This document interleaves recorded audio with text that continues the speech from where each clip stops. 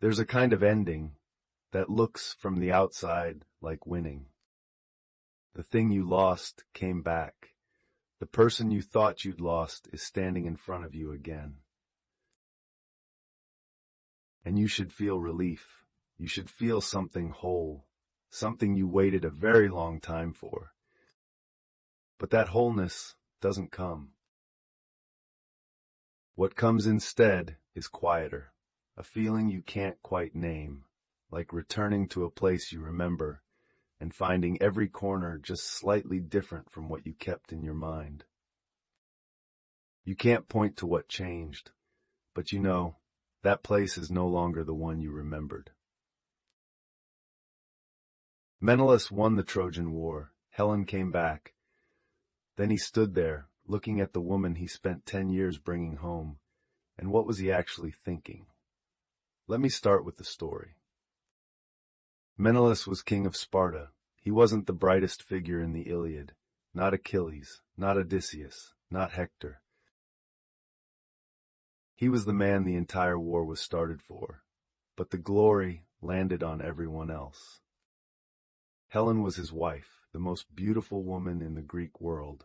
When Paris took her away, Menelaus's brother Agamemnon gathered every Greek king, built an alliance, fought for 10 years.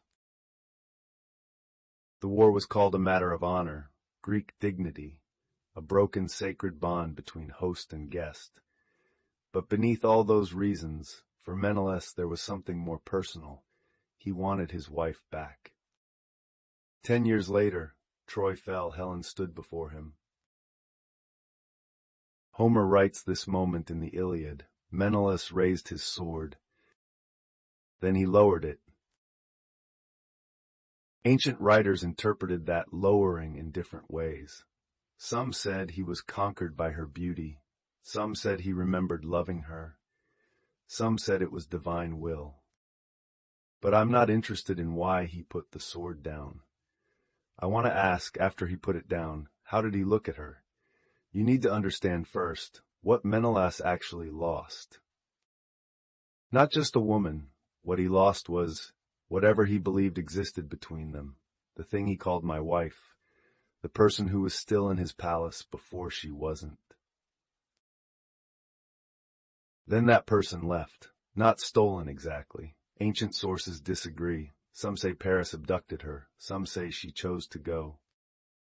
If she chose to go, then the woman Menelaus spent 10 years fighting to bring back was someone who once had chosen to leave him. A victory can't erase that. And Helen, in those 10 years in Troy, she lived. She was in another palace, beside another man. She watched that city burn. She watched Paris die. She was no longer the Helen who had been waiting in Sparta. So when they stood together again, there were two people, both changed, both carrying 10 years of things the other wasn't there for. They would have to learn each other again. Let me say something here. Trust is not a thing that can be lost and then found again. Trust is a structure built from many small moments, small choices, small confirmations, layer by layer over time. When that structure is broken by one event, you can't remove that event and have the structure return to what it was. Because at the moment of breaking, the structure already reorganized itself around the damage. It continues to exist, carrying that break inside it. Repair is not returning to before the break. Repair is building something new, after. That new structure, like a mirror that was shattered and pieced back together, is not the same as what came before. Menelaus perhaps believed that bringing Helen back meant the structure returned. Helen came back, the structure did not return. Because that structure didn't live in Helen alone. It lived between them. And that between had already shifted. There's a scene in the Odyssey that almost no one mentions. Odysseus' son, Telemachus, travels to Sparta searching for news of his father. he meets Menelaus and Helen. By then, they are together again. On the surface, everything appears as it should. They receive their guest, Helen, beautiful, composed. But Homer writes one detail. That evening, they all sat together, talking about Odysseus, about the war, those memories, the people who were lost, and then everyone began to weep. Helen took out a drug, put it in the wine, a drug that made people forget their grief, that stopped the tears. Homer says it was Egyptian, a gift from the gods. I stopped at that passage for a long time. A woman in her own home, beside her own husband, needing a drug so that no one would cry over the past. That is not what a repaired relationship looks like. That is what a relationship looks like when it is still carrying things that can't be spoken and has chosen to keep going anyway. That's also a way, but it is not returning to the beginning. Psychology has studied this. What researchers find in relationships that go through a major rupture, the most common mistake among those who choose to continue is trying to go back to before the rupture.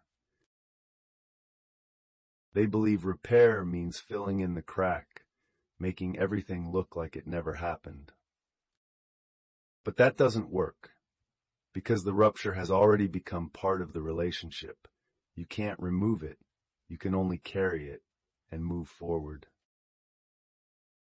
The relationships that actually survive a major rupture are not the ones that pretend nothing happened. They are the ones that look directly at the damage and then decided, we are not going back to the beginning. We are starting from here. That starting from here requires both people to acknowledge, we have both changed. We both carry years of things the other wasn't there for. Who we need to get to know is who we are now, not the person in the other's memory. In ancient accounts, Menelaus and Helen's ending is quiet. No second war, no great tragedy. They grew old together. Maybe that was a kind of repair. Not dramatic, not some day when everything suddenly became fine, but day after day, carrying things that couldn't be said, choosing to continue. Homer doesn't tell us whether that choice was happiness or not. Maybe happiness was never the right question. The real question was, are you willing to know this person who has changed? And are you willing to let that changed person know who you are now? Because some things, after being lost and found again, are no longer what they were. But maybe that new thing has its own weight, its own reality. You just have to let go of what you believed was supposed to come back to see what actually did. I want to ask you, is there a relationship in your life where you've been waiting to return to a place that no longer exists?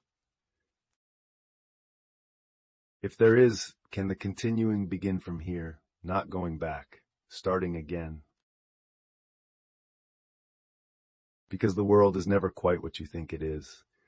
Wu Talks World. Until next time. Full script.